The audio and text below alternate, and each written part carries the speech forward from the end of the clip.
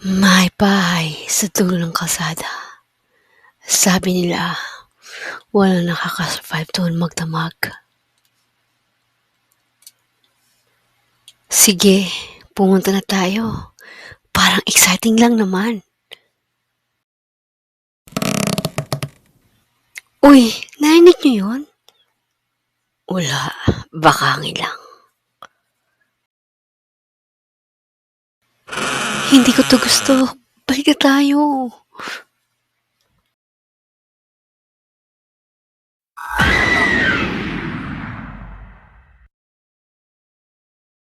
Di lahat ng curiosity ay ligtas. May mga bagay na mas mabuting iwan sa dilim.